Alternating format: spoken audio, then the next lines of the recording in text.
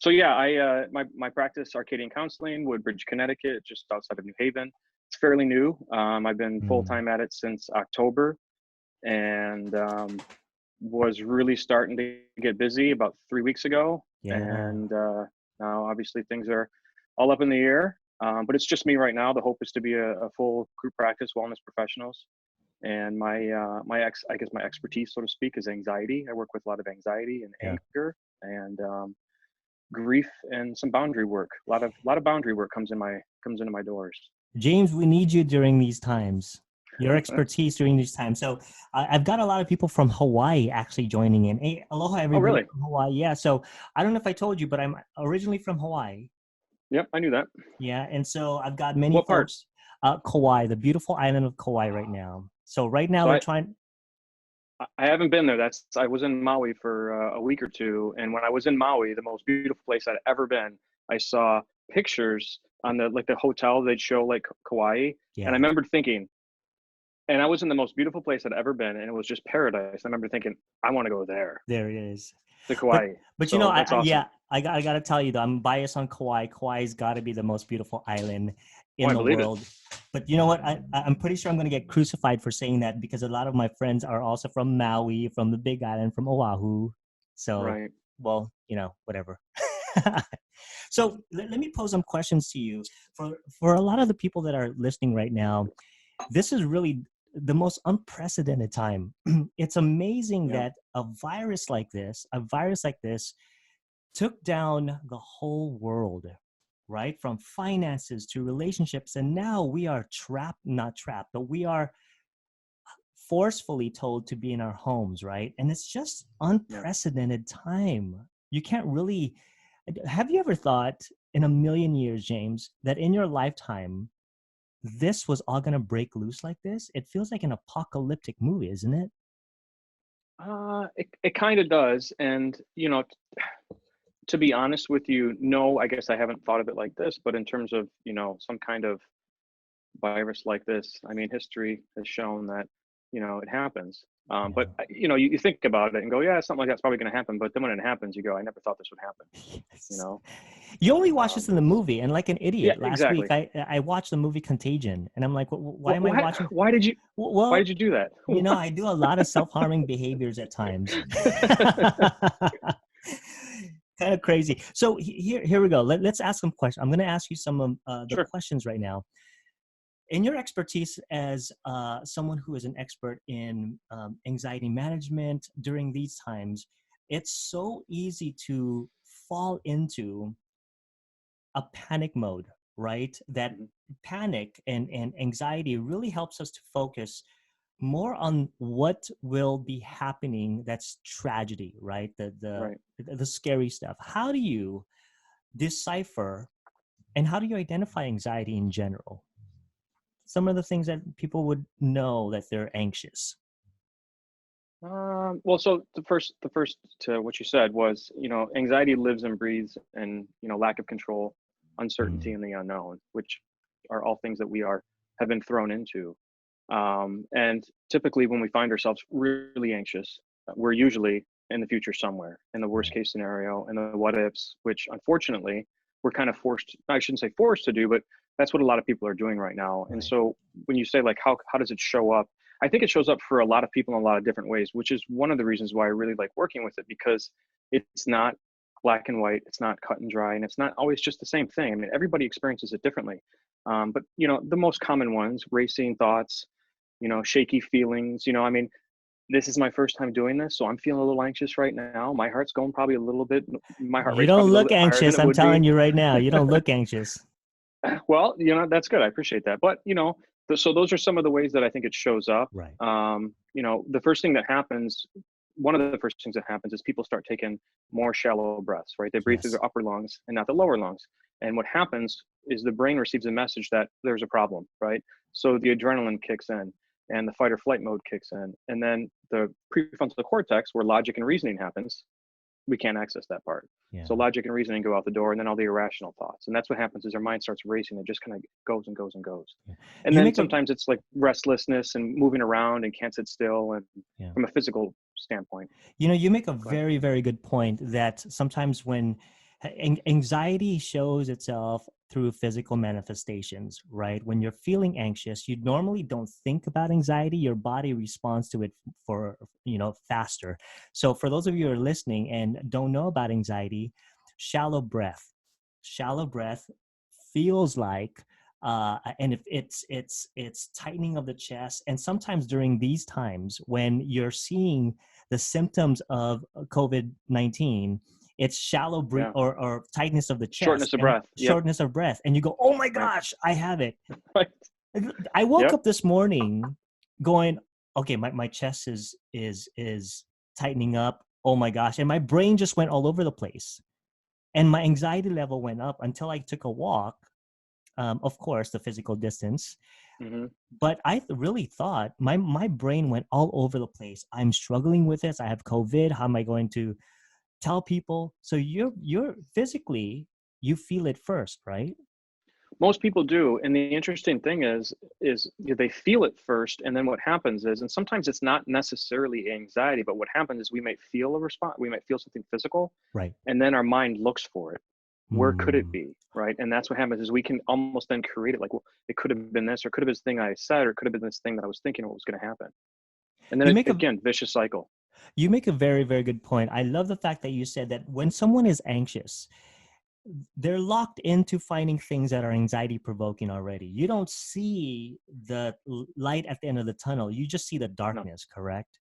absolutely, yeah. That's and again, logic and reasoning in the prefrontal cortex, we can't access it. Yeah. It's like our brains were wired backwards Right, right. So for those of in you that who are, regard. yeah, absolutely. So now you're going on instinct. You're going on physical instinct, and this is the animalistic instinct that we have to protect ourselves, right? So anxiety in this moment, when you feel that tightness, you get anxious, and your brain actually looks for something to perpetuate and increase the anxiety symptoms, correct? Yeah, or another way you could say it is, or in addition to that, is it looks for the danger, and we Hmm. can find danger, and we can find, we can find that in anything, Yeah. in any situation, or in our mind, we can find it if it's not in a physical environment around us. We could find it somewhere in our mind, Yeah. whether it's So something that just happened or something that's going to happen. So does this explain that when you're in public and someone coughs, you go, you automatically think that they have COVID-19? Well, yeah, I guess you could say that. I mean, this is so. I mean, yeah, I told you on the phone yesterday. So I saw a lot, actually most of my clients this week. And what I realized is halfway through my first day was my approach this week has been very different than what I normally do. I mean, Mm, I don't often recommend a lot of distraction and things like that. I'm somebody that, we talk about leaning into it and embracing it. But right now, a little bit of distraction is okay, you yeah, know. yeah. So normally if we're walking down the street and somebody coughs, we probably don't even hear it. Our brain doesn't even recognize it, right? Mm, But if now we hear it, we're triggered by it, right? Or like you woke up this morning and you felt a little tightness, and all of a sudden our mind starts going, right? I'm sure probably everybody. I mean, I have, yeah, I was coughing a little bit this morning when I woke up, and I'm, oh my gosh, or I hear my yeah. son cough, and then it's even probably worse. It's So scary times. James, I'm going to pause just a little bit because somebody's sure. asking me that they want to make this public. Absolutely. I'm going to make it public right now, everyone. Hold on. Give me a few seconds here. Edit post. What does that mean? That means people like you and they want to share your content everywhere. That's what it Okay. means. So, yes, everybody. So, right now, for those of you who are listening in, I am making this public. So, go ahead and share it on your post. So, we talked about yesterday, or you mentioned yesterday, that you have a few ways during these times to cope. You wrote a blog about it. Could you tell us a little bit more about that? Yeah. So, as I said before, I think because anxiety lives and breathes in uncertainty and the unknown, um, and what we can't control, right? So, for instance, for a common example is people get anxious when they fly, and one of the things you often hear about is they can't control it, right? They're not in control of that plane, so it breeds this sense of anxiety. And so, right now, you could really argue that most people, um, what's happening is outside of their control, right? Mm, As you said, we're in our homes, we're kind of being forced to do things that we can't. And so what happens is we're focusing on that, and we're focusing on it, and the anxiety is breeding. And so one of the things that I talk about is focusing on what we can control, right? Even in our environment, for those that are, trapped in their, or feel trapped in their homes, Right. what can we control? We can control what we do. We can control it. For example, somebody I spoke with earlier this week said, I wake up in the morning and I clean my house. And she even kind of joked. She's like, I know that sounds silly. And I said, it doesn't sound silly if it makes you feel better, because it breeds a Right. sense of control. Like, I'm washing my hands and I'm in control of that. Right. In So terms of, I'm sorry, James. no, it's So fine. during these times, you're saying that we have to find little things to give us control, because anxiety is the lack of control, or therefore the over identification of the lack of control. Right. Right. One of the things that I often say is when we focus on what we can't control, it's going to breed anxiety. So focusing Wow. on things we can control will help. Right. Okay. I I can go ahead. Sorry, James. Go. I'm so excited talking to you. I'm so sorry to interrupt you, because I've It's got totally fine. a lot of people right now are asking questions, and I know you can't see it on your end. I'm going to ask this quick question from you, but I want to mark this for those of you who are listening. Okay. Um, if you are anxious, you actually breed more anxiety by your anxious thought. And it's almost as if you're locked into that.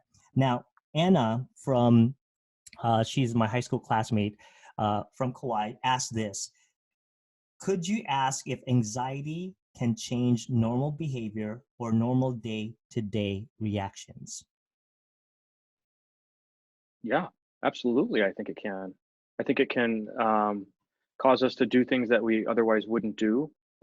Like for instance, anxiety is causing people to excessively wash their hands. And I don't say excessively like that's too much. It's a bad thing right now, obviously. But it's definitely changing our behaviors. Anxiety definitely changes our behaviors. Right. And when we're not mindful of it, we can engage in behaviors that are not helpful. Hmm. And so, yeah, I think it definitely can. Yeah, yeah. It also changed different types of perception and how we look at others, right? So when you're anxious, and right now, James, I got to tell you, in Hawaii, there's a panic for the governor, the mayor, to close any flights in and out of and into Kauai, because we want to make sure that COVID-19 doesn't uh, spread fast, right? Sure. And so there Okay. is angst on the island that anytime they see tourists on the beach, for instance, the locals there get so pissed off, right? And their anxiety level goes up. In fact, they're telling tourists to just stay in their rooms. It's that crazy right now in Hawaii, Wow. right? And it's Wow. not the fault of the tourists. I mean, they It's were not, there, no. right? And it's not, But go ahead. go ahead. I was just gonna say it's not the fault of the people that live there either. I mean, it's a natural response. Right, right. It's a very That's natural, scary. yeah. So tell me, let's move on just a little bit more in Sure. the way that you work with your clients and what you wrote on your blog. Tell us a little bit more about that. So one of the things that it's funny. I often ask clients when I first sit down with them, or at least at some point, I want to get an idea of their lives and their day to day and how they experience the world. And one of especially with people with anxiety, what I find is more often than not, they are news junkies or some variation of that. And so right now, I mean, just to let you know, I don't know if I said this to you on the phone yesterday, but when my son was born 6 years ago, I stopped reading, watching, or listening to the news Wow. at all, like zero, none. I get my news through my wife, and then maybe you just hear about stuff, right? And so about 3 weeks ago, I went to the store to actually get hand sanitizer for my office, because it's a therapist office and it's pretty common. And when there wasn't anything in there, and I kind of knew about what was going on in the world, I reached out to her and I was like, "Hey, is this do we need to be concerned about this?" And she said, "Yeah, you might want to start you might want to start checking in on the news."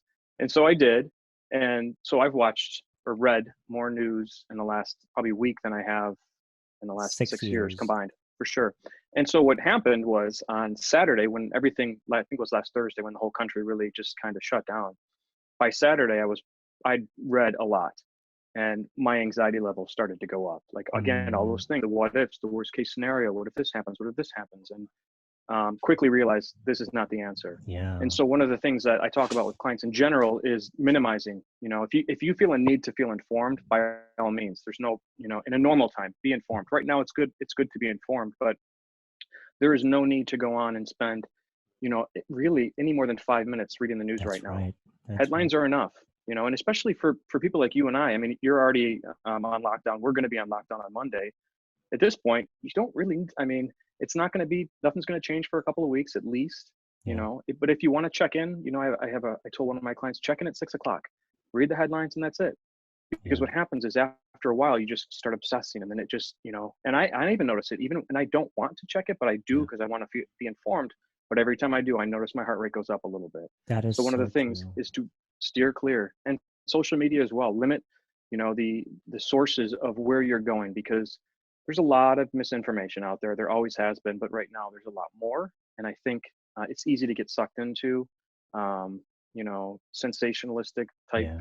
posts and all that kind of stuff. And, so I encourage people to just be very mindful of what they're looking at, and also for how long they're looking at it. Yeah. I made it a point for myself to spend just 20 minutes a day just looking at the news and getting myself informed, right? Yep. This morning, I made the mistake of waking up in the morning and watching the news. And I normally don't do that because my routine during the day or in the morning is wake up 5 o'clock in the morning, do meditation, do prayer, right? And do some yoga if I have time, and walk my dogs. That's my routine. And then go into work and read something or whatever. This morning, I got up. That sounds nice. Oh, yeah, that's right. You have kids. For me, that's hilarious. For me, I woke up and I just had this feeling that turn on the news. And then all I saw was the amount of people that were diagnosed with COVID-19 and then the deaths all over the world. And my chest literally caved in. And I walked around the house going, why in the world did I just do that? So you're absolutely right. Limit your social media content, your media content. Absolutely. Anything else, James? Well, like obviously and this is harder for some. My wife and I and our two boys went for a little walk before I came here, and we haven't live in a neighborhood where we can do that. So I realize for some that it's not as easy. For instance, if you're in a city and you're in an apartment, but getting outdoors as much as possible. I mean, we are allowed to do that, so to speak, and there is no danger in going outside. Going outside is not exposing yourself. Obviously, if you see other people, the recommendation is to stay, away 6 feet or more. But fresh air, sunshine, is huge. I mean, and from also one of the things we talk about control. What can help us reduce some of that anxiety and feeling like we're in control is doing things to keep ourselves healthy. And what's important right now is having a healthy immune system. So focus on building that immunity, eating right, eating nutritionally sound food, but also the sun is one of the greatest sources of vitamin D, which helps our immune system, right? Yep. Getting enough sleep. What I've come to realize is that it seems like there's you could say, not to put it black and white, but like two different types of folks right now. You've got the folks who are struggling with boredom, or some sense of that. And then you've got the folks like me where, they got two working parents, and then you've got two small children at home, and suddenly our time has been compressed. Yeah. And so there's still importance for both of those individuals to find a way to decompress, right? Yeah. And to find time, even if it's for 5 minutes, just a little quiet time to yourself, right? Very well. So, and even if, I had told one client, even if you go outside and step on the porch for 5 minutes, or even a minute, and if you do that, once an hour, right? Just to get outside, get some fresh air. But in terms of, go ahead. Yeah, so I want to mark that because that's really, really important for those of you in sunny areas. And I noticed that Connecticut right now, you guys are cold, and for a lot of us in Hawaii, anything below 70 is freezing. All right, so freezing. Nice. Right. So for those of you in Hawaii, or for those of you anywhere in California or sunny areas, it's really good to have the sun hit your skin because it really increases your immune system. A healthy dose of sun is really good for you. obviously you have to protect yourself through physical distancing, but at the same time, you want to be able to, maybe like what you said, sit on the porch, read a book, be outside, just have some sun. And making sure that you are really protecting yourself in that area of increasing your immune system.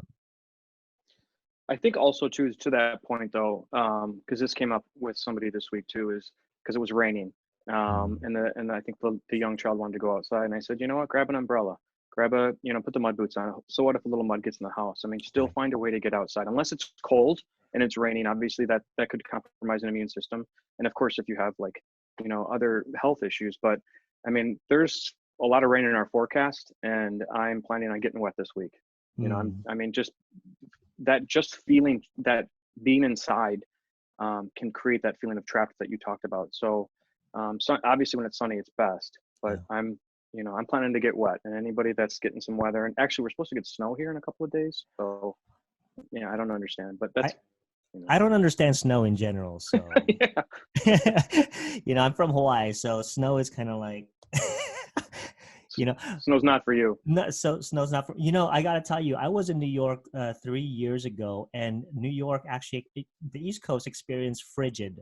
I have never experienced frigid in my life. And the only way that I could explain the pain of frigid is taking a razor and putting it down your face. That was painful. I, I don't know how you guys do it out there. That sounds, and actually, it's really not. So I'm from Detroit, and I went to my undergrad in Chicago. The Midwest, Oh my, that's some cold, oh, right? because in The Michigan, Connecticut, yeah, Connecticut's nothing compared to the Midwest, as are far you in my serious? experience. Yeah. Oh my gosh, because the lake is right there, Lake Michigan, right? All the Yep. cold air Yep. comes in. Oh yeah, no, no, Yeah. thank you. I'll go there in the summer. So, one of the things that you and I talked about, and I think you and I agree upon this, is because in general, you and I are very optimistic individuals, right? We find the Try to good in be. places. What's that?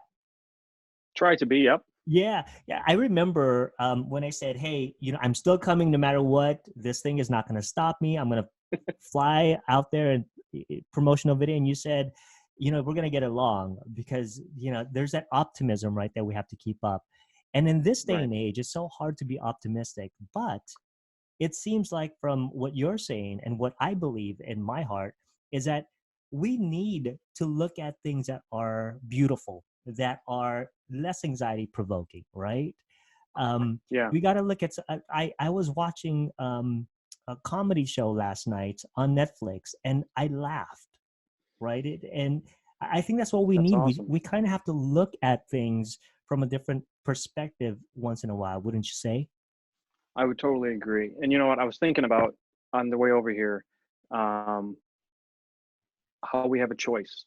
We have a choice, and not just today, but and what's going on right now, but in general, like we choose how we experience what's going on around us, and that's, I think Viktor Frankl. I'm going to paraphrase, but it's not what happens to us; it's how we view what happens Oh, to us, right? love Viktor And Frankl. I'm not going to sit here and say like sunshine and rainbows right now, like everything's fine. But the reality is, we can choose how this experience affects us. My wife and I had a really hard conversation over the weekend about how we were going to manage our lives with no school and preschool and our jobs. And it was a really Mm, hard conversation. And by the end of it, it felt kind of like, this sucks. But the yeah, reality is, and I told her, I was like, listen, we can choose to view this like this sucks, or we can choose to embrace this and find the positive in this. I've got a 2-year-old and a opportunity. 6-year-old, and it's like it's amazing time for them. So we're getting extra time with them, right? Yeah, It's stressful, and there's going to be times that are really hard, but we choose that, right? yeah. We can choose, you know, how we experience the day to day, right? And that kind of goes down to the mindfulness piece that we were talking about earlier. Absolutely, absolutely. One of the things that I'm really big on is gratitude work, gratitude for things that I currently have, my health, Yep.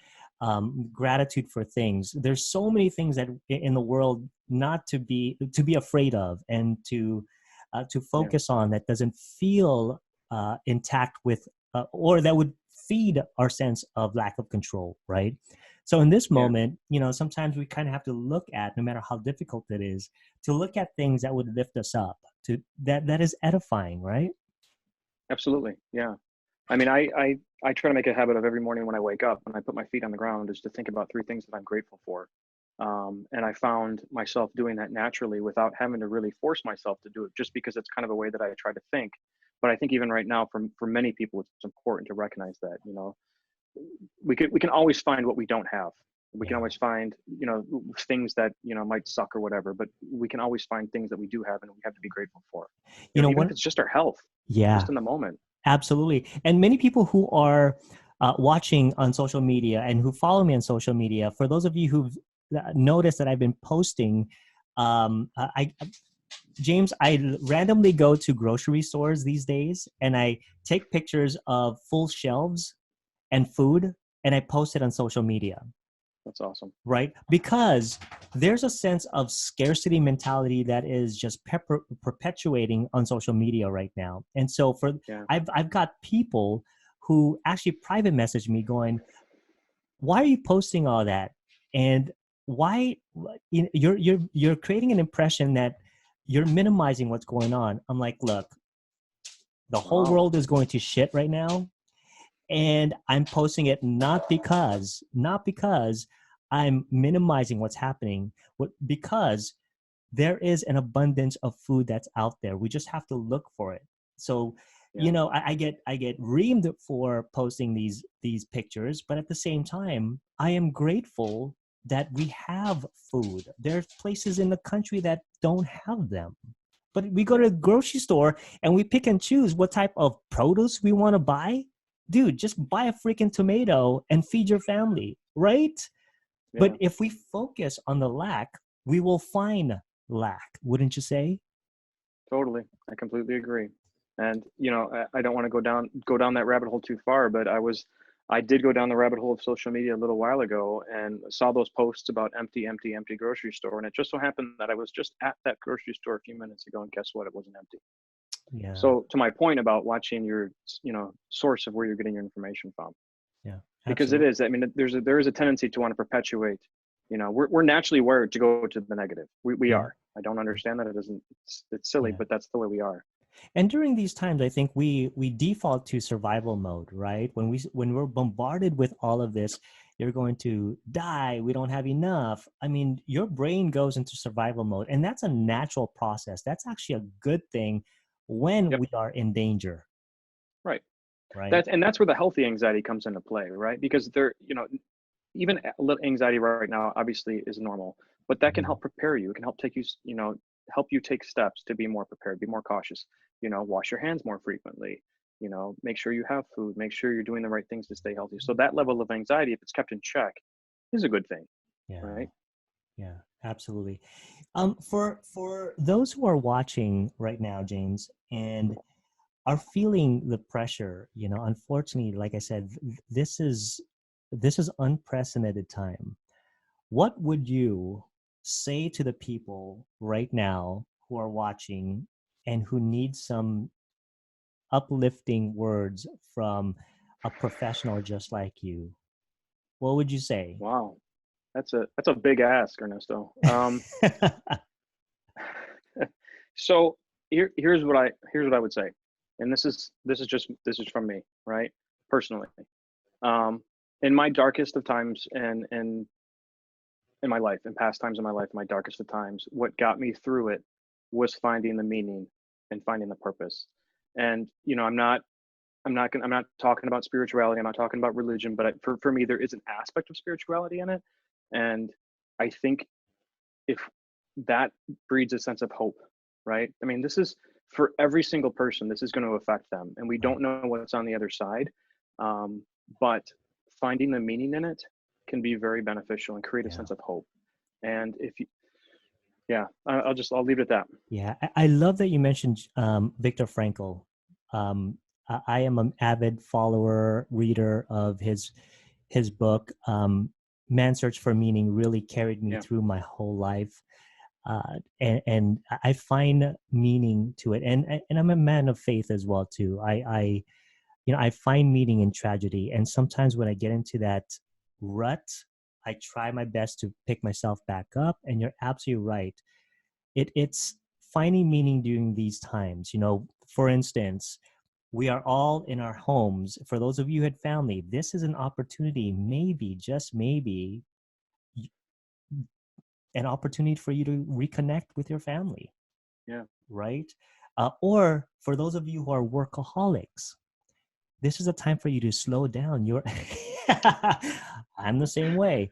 For those to slow down and try to limit what you're doing and just pause and be one with nature and with family, right?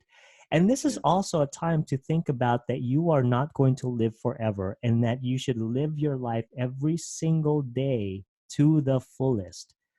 Yeah. Right? And just love on yourself, love on people, love on the people that is around you. I mean, wouldn't you say, James? Yeah, I love what you just said. The last thing you just said. That's a great, great point. And that does, with the perspective, that's awesome for sure. Yeah, yeah. James, in a few weeks or hopefully soon, I will be out in Connecticut and we will hang out and I'm just hoping it's not going to snow. Well, Because seeing if it's April, so it could still snow here apparently. oh my gosh. It'll be April, I should say. Oh my goodness. Yeah, you know, the cold and the snow in the East Coast and the Midwest, I mean, it's no joke. It is, well, for me, it's no joke.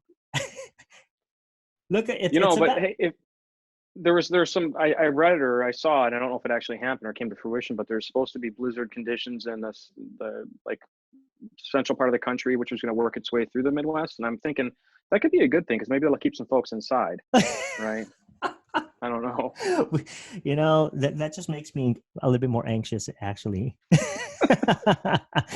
a deep breath. Exactly. And just be mindful about everything. But, you know, James, you really provided some good content. I've got tons of people right now asking questions. So this is what I'm going to do. Just go ahead and ask the questions in the comment section below, and I will forward these questions to James. Don't forget, I will be doing this throughout the week and providing more information for all of you at least to help you to calm your spirit as much as possible, to just be with your family. And I'm trying to offer another avenue to the way that we think about the world these days. And no matter if you like it or not, our world and your lifestyle has changed, and for hopefully for the better. Okay. Please click on the website above. It's James' website. He has a lot of great resources for you out there, and there's a lot of professionals that's willing and able to really provide resources for you. James, you are awesome, my new friend. Thanks, man. I appreciate it. Yes, I enjoyed this. Yes, and will you come back again? Sure, absolutely. Well, you didn't sound so confident saying that. Yeah, I'm confident. I'll come back. Come on, for sure. There you go. So for yesterday, I asked James because I felt so bad not being in the East Coast right now, and I was like, oh my gosh, we were looking forward to film his promotional video this weekend. So I called him. I said, hey, why don't we do a live streaming video together? And he kind of paused, literally paused. I was like, no, we'll have fun. But I don't think you believed me when I said we'll have fun, huh? I was hopeful. I don't think people who know me will believe me when I say, hey, I did a Facebook Live today. Oh, that's awesome. Awesome. Yeah. So I'm going to definitely push you on social media and making sure, because people need to hear. So here's some of the questions. You know, Deslin from Kauai says he did an amazing job. Thank you. I mean, look at all the praises that you got. Much appreciated. Thank you. Lisa also says, have you both started working telehealth? Absolutely, we did. Yep. Yeah, we started. And some of my clients right now here in California, I don't know where you're at right now, or the laws in Connecticut, but here in California, as mental health providers, we are allowed to see clients face-to-face with our current clients. That's just on a needed basis, but we are fully this week going on, at least by choice, going on telehealth. Yeah. So I think here as well, we're allowed to, because it's considered essential to healthcare. And I've started to move some of mine, and I'm at this point, I don't know for sure, but I'm going to leave it up to them. I think there's some people that just getting out of the house for an hour. Yeah. That's my excuse. All the introverts in the world are like, this is our dream. All the extroverts is like, dude, this is torture. Yeah, my wife and we're kind of homebodies, so it's like, okay, so we're gonna stay in a little bit extra, okay. I'm begging for people to invite me to something, or do social media stuff like this, but that's hilarious. I gotta tell you, James Kalwatari from he's from Hawaii. I think he's in Hawaii right now. We were in high school together. Well, not the same high school, but he says, "Great job." He's really appreciative of what you Thank you. just said. So many folks are listening to this. I will also. I'm gonna also post this again. Well, I'm gonna do some editing, but for those of you who have any questions, visit his website, reach out to him. I mean, and if you know people in Connecticut, and you do telehealth, right? I do telehealth, and I actually also am licensed in Arizona as well, because I just moved out here from there 2 years ago. So I kept my license there. So Okay. Okay. So if yeah, in Arizona and Connecticut, unfortunately, our licensure is confound to our jurisdictions. So I can't do counseling in anyone in Hawaii because I'm not licensed in Hawaii yet, but I plan to be. But since James is licensed in the state of Arizona and Connecticut, if you know anyone there that needs his services, please have them reach out to him. thank you. James, aloha. You have been Aloha, man. amazing, and we're going to do this again. One of these days, we will be on Maui or Kauai. For sure. All Right? right. Okay. All right, you guys. Take Thank you care. again. Thanks, guys. Be well. Bye-bye.